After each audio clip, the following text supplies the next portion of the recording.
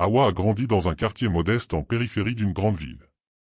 Enfant, elle a souvent vu sa mère se battre pour leur survie, jonglant entre plusieurs emplois pour subvenir aux besoins de la famille. Ces souvenirs ont forgé en elle une résilience remarquable, mais aussi une peur profonde de l'échec. À 27 ans, Hawa travaille comme aide-soignante dans une clinique privée. Ses journées sont longues et épuisantes, mais elle y trouve une certaine fierté, prendre soin des autres, même si, ironiquement, elle n'a pas accès aux mêmes soins. Sa vie bascule lorsqu'elle apprend qu'elle est enceinte.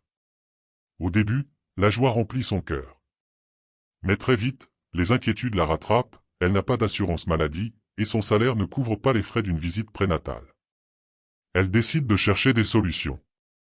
Hawa commence son parcours en appelant plusieurs cliniques de la ville. À chaque fois, la réponse est la même, sans assurance ou paiement initial, elle ne peut pas recevoir de soins. Une scène marquante se déroule dans une clinique réputée. La réceptionniste, le visage fermé, lui dit: « Vous pouvez essayer un hôpital public, mais les listes d'attente sont longues. Peut-être dans un mois ou deux. » Hawa rétorque, presque suppliant: « Je suis enceinte de 5 mois. Je ne peux pas attendre.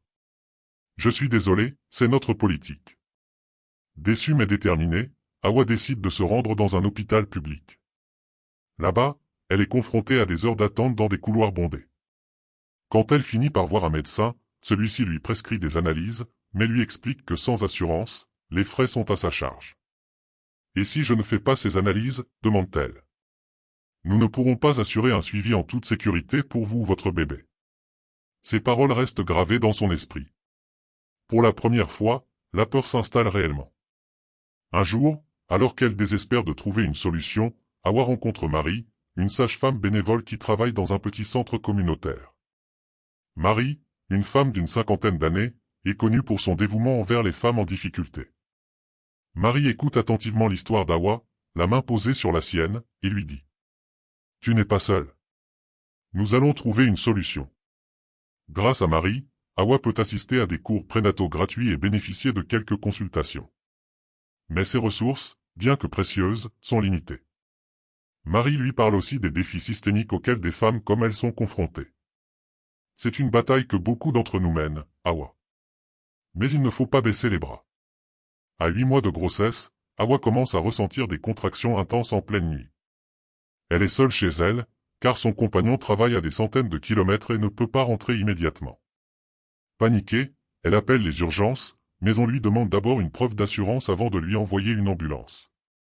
N'ayant pas d'autre choix, elle appelle un voisin, un vieil homme nommé Moussa, qui l'emmène à l'hôpital dans sa vieille voiture. Le trajet, bien que court, semble interminable. Chaque secousse aggrave sa douleur. À son arrivée à l'hôpital, Hawa est accueillie par une infirmière débordée qui lui demande de remplir des papiers avant de pouvoir être admise. Entre deux contractions, Hawa tente de répondre, mais sa douleur est trop forte.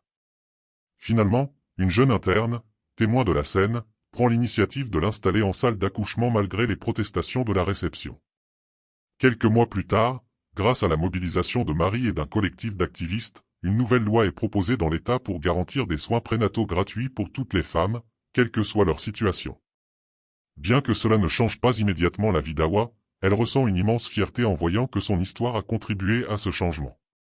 Sana grandit dans un environnement où elle apprend l'importance de se battre pour ses droits et ceux des autres. L'accouchement est long et éprouvant.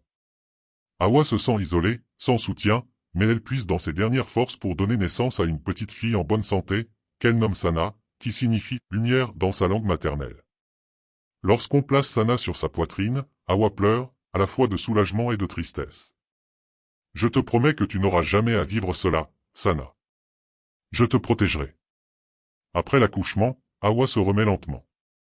Mais l'injustice qu'elle a subie la hante. Avec l'aide de Marie, elle entre en contact avec un avocat spécialisé dans les droits des patients. Son histoire attire l'attention des médias locaux, qui commencent à documenter les obstacles rencontrés par les femmes sans assurance. Hawa devient involontairement une voix pour toutes celles qui, comme elle, sont victimes d'un système de santé inégalitaire. Elle participe à des réunions communautaires et raconte son histoire dans des interviews, incitant d'autres femmes à partager leurs expériences.